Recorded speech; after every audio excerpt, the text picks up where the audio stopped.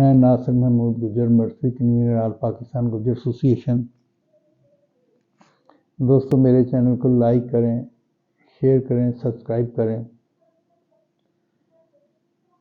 اور اس پہ کمنٹ بھی کریں۔ دوستو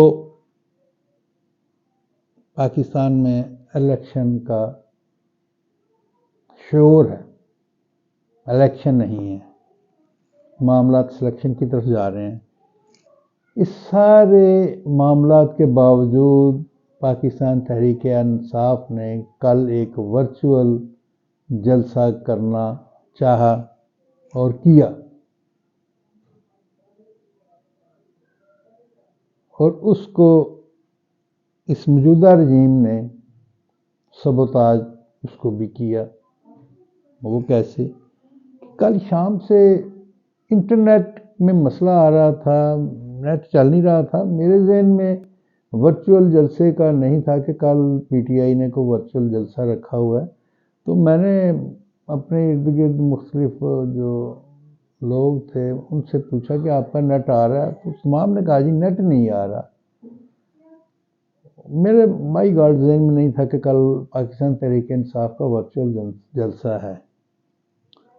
وہ تو 12-1 بجے کے بعد جب نیٹ آن ہوا تو اس وقت مجھے پتہ چلا کہ کل پاکستان تحریک انصاف نے ورچوئل جلسے کا اعلان کیا تھا۔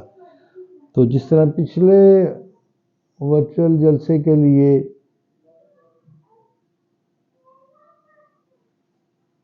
یہ اعلان ہوا کہ جی کراچی کے ساحل کے قریب شارک مچھلی نے کیبل کو کاٹ لیا ہے۔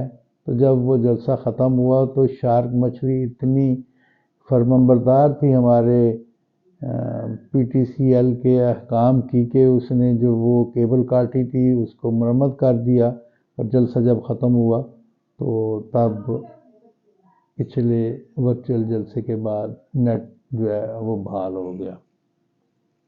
تو رات ہماری انتظامیہ نے جو پی ٹی کام کی ہے انہوں نے کہا جی کہ کوئی تکنیکی خرابی کی وجہ سے نیٹ ڈسٹرب تھا۔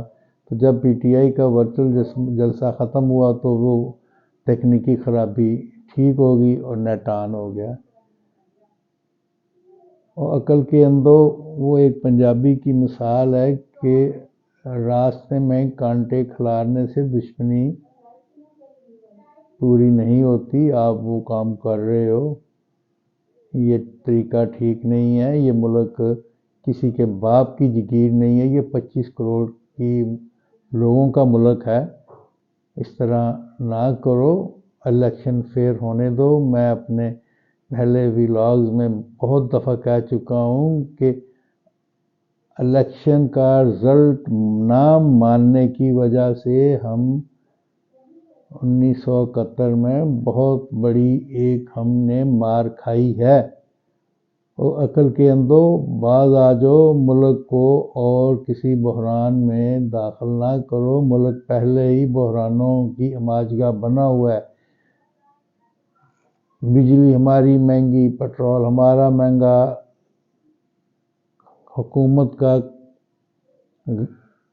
گزارا مانگے تانگے کے قرضوں پہ ہو رہا ہے، ملک میں انڈسٹری ہماری بند، ایکسپورٹ ہماری بند، ریمیٹنس ہمارے کم ہو گئے ہیں باہر سے جو آتے تھے۔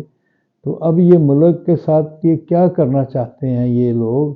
ان کو عقل نہیں آ رہی کہ یہ ملک کو اس بحران سے نکالنے کی بجائے یہ بحران میں دھکیل رہے ہیں۔ سرحدیں ہماری غیر محفوظ ہو چکی ہیں۔ پہلے تو ہمیں انڈیا کی طرف سے دراندازی کا خطرہ ہوتا تھا، اب ایران بھی شروع ہو گیا ہے۔ افغانستان سے پہلے جو ہے وہ معاملات ٹھیک نہیں ہیں، پہلے ہی وہاں سے جو ہے وہ مختلف قسم کے ایشوز بنے ہوئے ہیں۔ تو اب یہ ملک کو کہاں لے کے جانا چاہ رہے ہیں؟ ان کو کیوں نہیں عقل آ رہی کہ ملک کے ساتھ یہ کھلواڑ بند کیا جائے؟ تو میں انہی چند معروضات کے ساتھ اجازت چاہوں گا، اس امید کے ساتھ کہ اللہ میرے ملک کی حفاظت کر، اس پہ یہ جو برے سائے اس وقت ہیں ان سے اس ملک کو آزاد کر، اور میرے ملک کو ترقی کی راہ پہ گامزن کر۔ خدا حافظ۔